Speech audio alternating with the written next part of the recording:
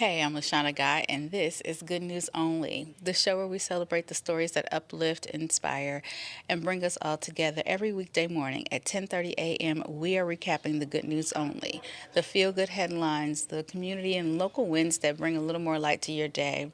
And I want to hear from you too. So, if something good is happening in your world, a personal victory, a community success, a birthday, or just something that made you smile, please send me an email to news25 at WEK.com. And remember to put Hey Shauna, that's SHAUNA, in the subject line so I know it's for me. I would love to share your good news right here on the show. Yeah, speaking of good news, today is National Eat What You Want Day. In case you were wondering, it's also National Hostess Cake Day. I don't know which one Little Debbie or Hostess makes what cakes. I don't know, but just go eat some because it's also National Eat What You Want Day. Ooh, and it is very important to note that it is National Women's Checkup Day. So make your appointments and run around to the doctor and get checked out, especially after eating what you want. Okay, I'm sure it won't be healthy. And it's also National Technology Day. So, happy all of those days to anybody who might be celebrating. I don't know what I'll eat for National Eat What You Want Day. I mean, I feel like I do eat what you want every day, even though I'm supposed to be on a diet. And today's Monday. I'm supposed to be starting fresh on my diet today, but I'm sure that won't happen because it's a holiday. It's a national holiday, and you are a fun snatcher if you don't celebrate. Right? I think, or at least I would be, if I don't celebrate National Eat What You Want Day. Take this opportunity to eat whatever I want, and probably some ice cream. You know, I've really been wanting ice cream lately. Have you? Like, do you go through those phases where you can like eat the same thing over and over again, like every day? It's strange, but National Eat What You Want Day. So have a good time, have at it. Let me know what you ate. Do you eat something strange? Like those little strange little cravings? Like I have really, really been wanting chocolate ice cream. So it's like a chocolate, it's a Blizzard from Dairy Queen, right?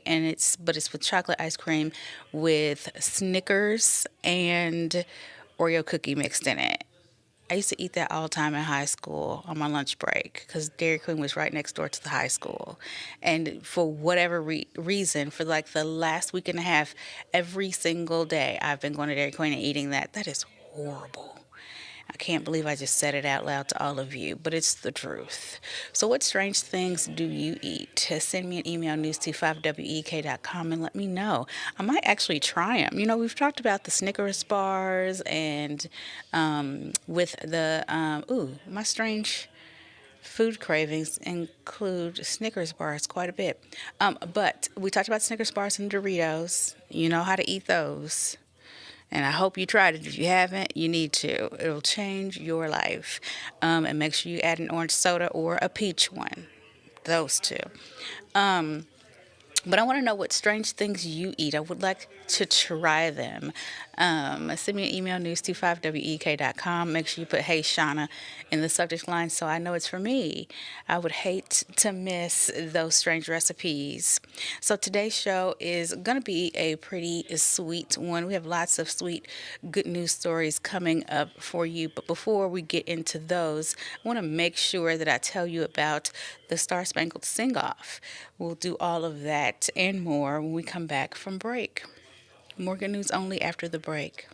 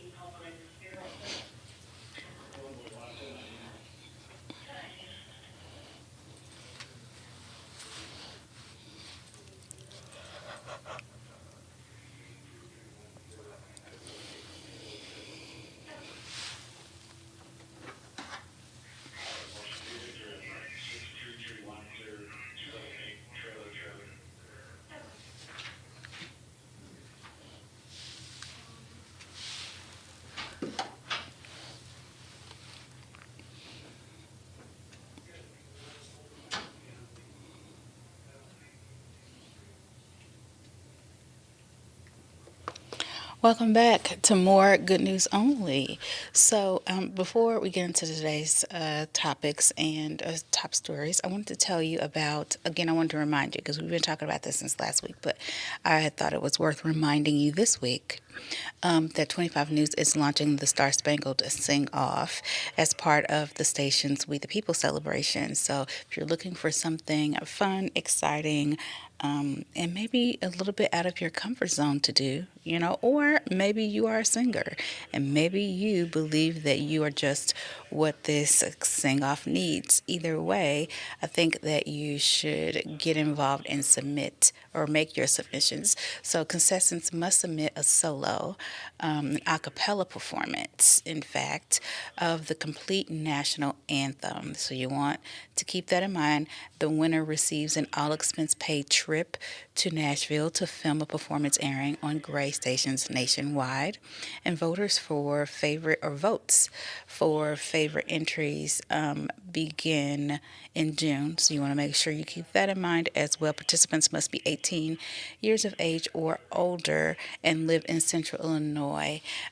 Video submissions are due by May 31st at 25newsnow.com/contestants, and that's plural. So there's an S at the end, contestants. So be sure to submit those votes. Official rules and contest details are available online as well at 25newsnow.com. So listen, a moving night of prayer and hope took place in Central Illinois. I thought that this was something that you would like to know about. They held some, communities got together and just, during difficult times, and in Peoria, where they had a special evening focused on hope and faith. And this was a non denominational situation.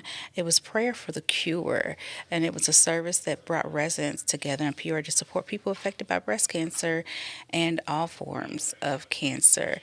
The evening focused on prayer, reflection, and the emotional and spiritual strength needed during treatment and recovery.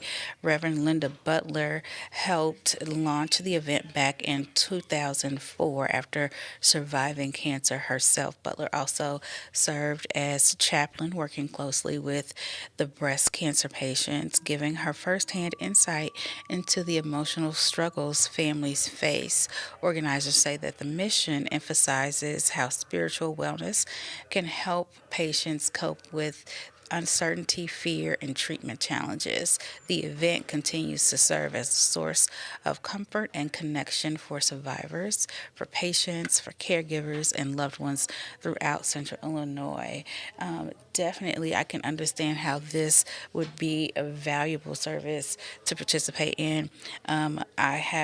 It's unfortunate to say, but I have several friends, close friends, who have been affected by breast cancer, whether they themselves had it, or they had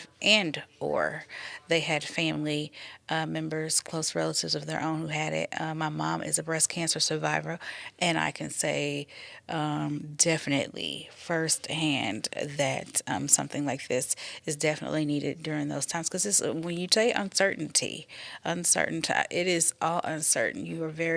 It's uncertain till it is, and even after that, it's like, will it come back? Could it come back? What's next? How just looking at how their bodies change and adapt after surviving something like this. So, and you just definitely need a good, strong spiritual life to keep going, emotionally, mentally. Even again, it wasn't me that had it, but my mother did, and life it becomes very real at that point and after. So I am glad that this is an event that exists. I would love when people do things to help others when they are going through a similar situation, like the resilience and the love and the empathy that can be birthed out of our own personal struggles and fears and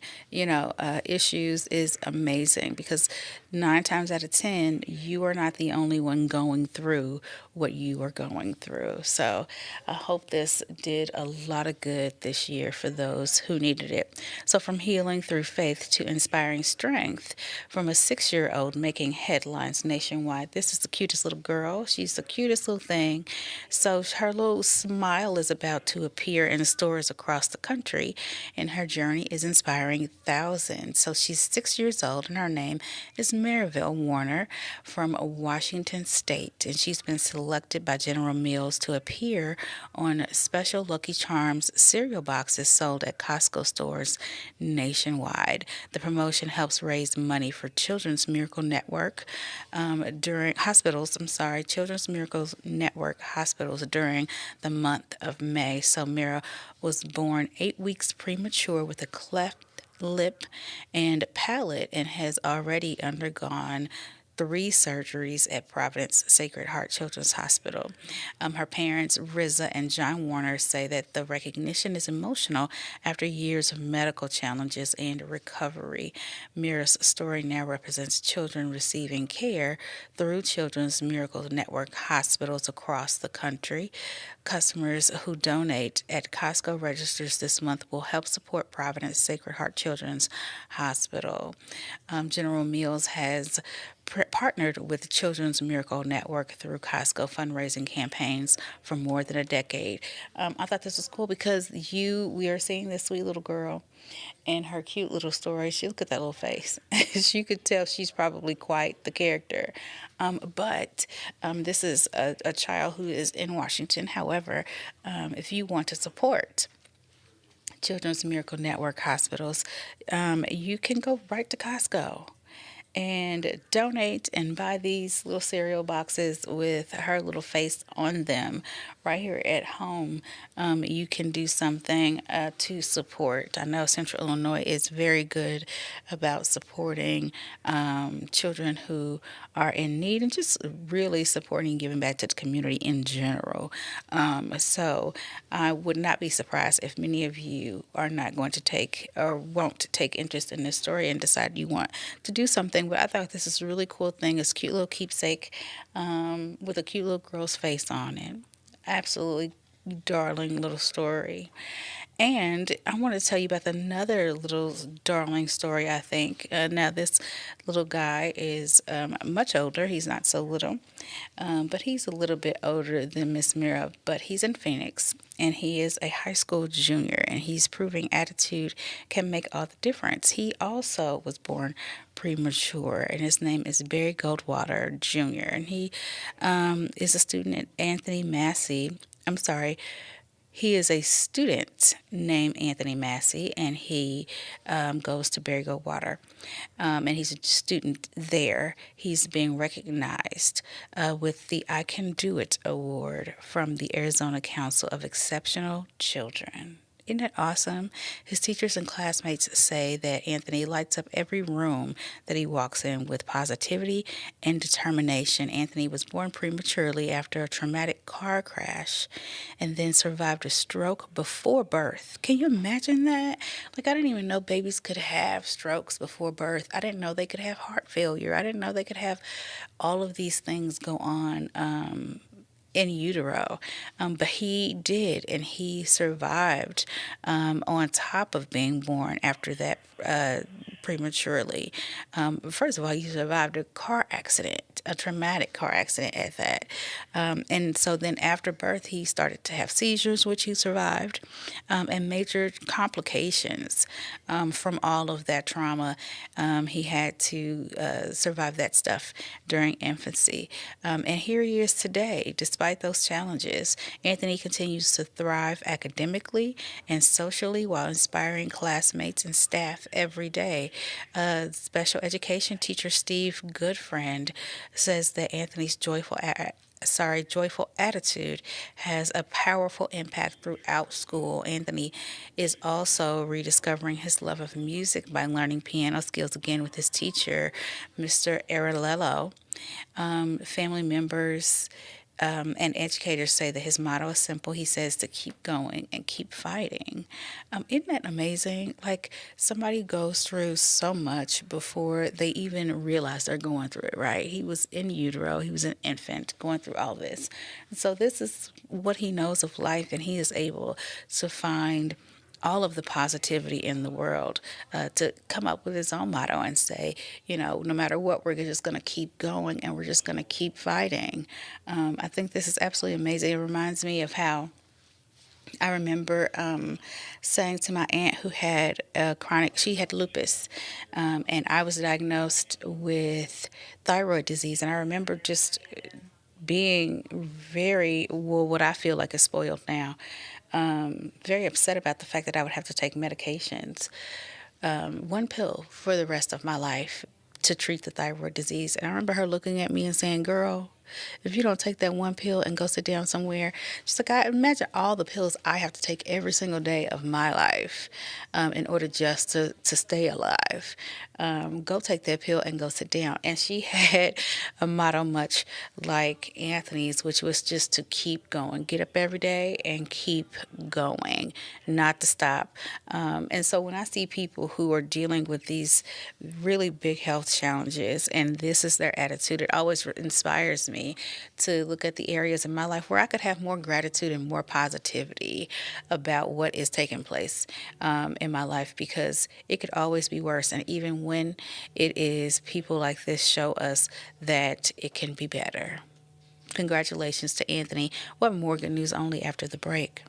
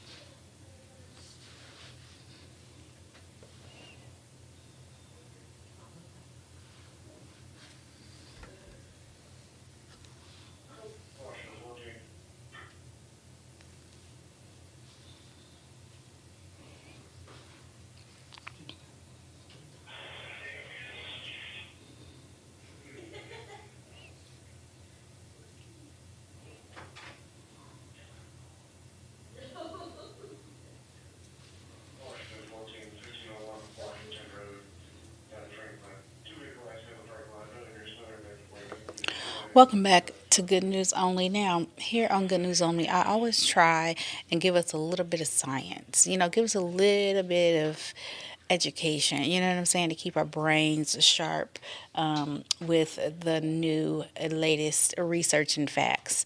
And this was pretty cool. So I thought those of you who are into that kind of thing might be able to appreciate it as well. Look at these penguins.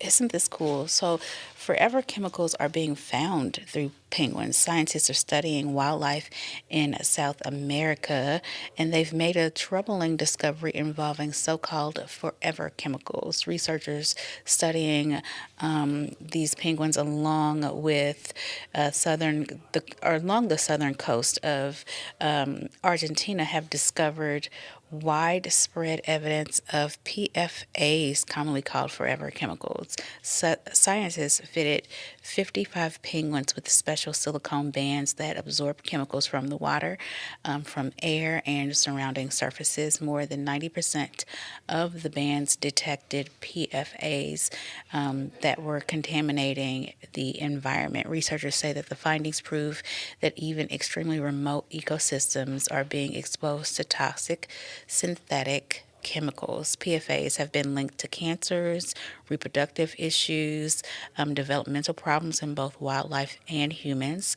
And scientists hope that with these tracking bands can help identify where the contaminants are coming from and how wildlife is being exposed, which we know again affects all of us. I think this is not the best news, but the bright side of it, the good news is that there are ways to track these chemicals and really probably get to the bottom of it, like the origins and where it's really coming from, and then be able to measure just how effective they have been on our environment so that we can continue to try and do something about the issues that are affecting our planet and us.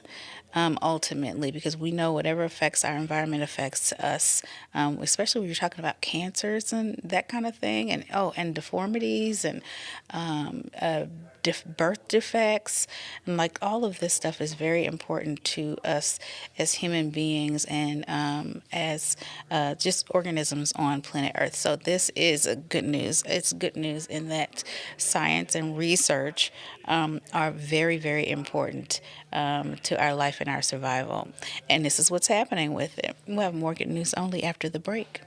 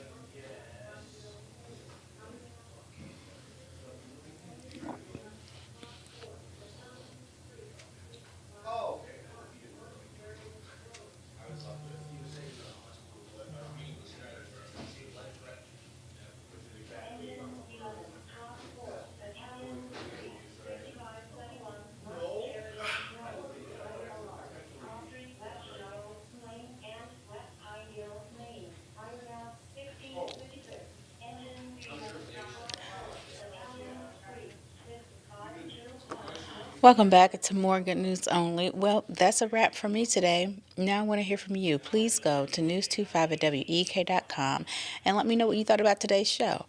In the meantime, be sure to check out all of the midday newscasts and meet me back here at 1 p.m. today for More Good News Only. I'm LaShawna Guy for 25 News. Have a wonderful morning.